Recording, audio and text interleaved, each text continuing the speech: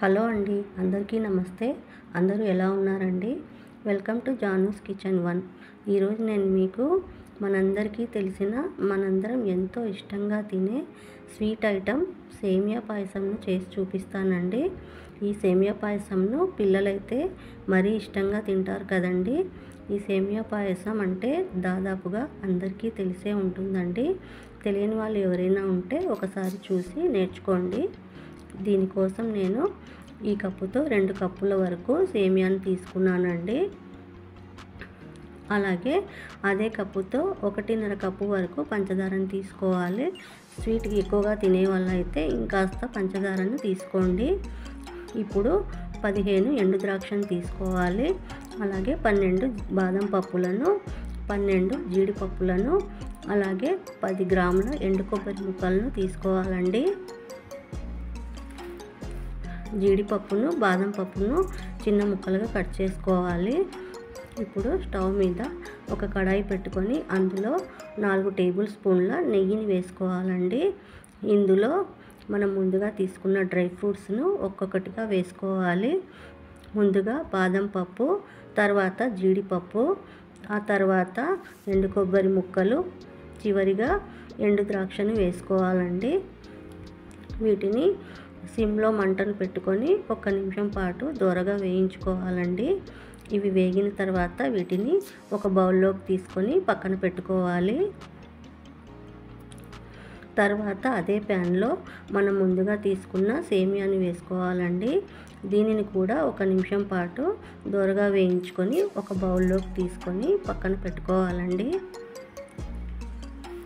ఇప్పుడు స్టవ్ మీద ఒక గిన్నె పెట్టుకొని అందులో మనం ఏ కప్పుతో అయితే సేమియా పంచదార తీసుకున్నామో అదే కప్పుతో 8 కప్పుల వరకు నీళ్ళను వేసుకోవాలండి. అంటే 1 లీటర్ వరకు నీళ్ళను వేసుకోవాలి. ఇప్పుడు బాగా కాచి చల్లార్చిన 1/2 లీటరు చిక్కటి పాలను వేసుకోవాలండి. ఇందులో దీనిని 2 పొంగులు వచ్చేదాకా బాగా మరగనివ్వాలండి. చూస్తున్నారు కదండి, 2 పొంగులు వచ్చాయి కదా, అంటే ఇది బాగా మరిగిందండి. ఇప్పుడు ఇందులో మనం ముందుగా వేయించి పెట్టుకున్న సేమియాను వేసుకోవాలండి. దీనిని 10 నిమిషాల పాటు మంటను మీడియం ఫ్లేమ్లో పెట్టుకొని కలుపుతూ ఉడకనివ్వాలండి.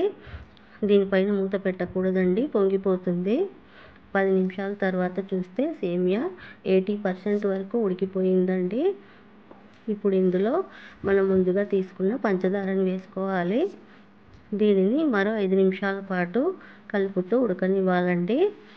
5 నిమిషాల తర్వాత మనం ముందుగా వేయించి పెట్టుకున్న డ్రై ఫ్రూట్స్ను వేసుకోవాలి. తర్వాత 1/2 స్పూను ఇలాచీ పౌడర్ను వేసుకోవాలండి. చివరగా 3-4 టేబుల్ స్పూన్ల నెయ్యిని వేసుకోవాలండి. ఇందులో నెయ్యి వేయగానే కమ్మటి వాసన వస్తుందండి. దీనిని అంతా ఒకసారి బాగా కలుపుకొని 2 నిమిషాల పాటు ఉడకనివ్వాలండి. అంతేనండి, సేమియా పాయసం రెడీ అయిపోయింది. దీనిని ఒక బౌల్లోకి తీసుకొని సర్వ్ చేసుకోవటమేనండి.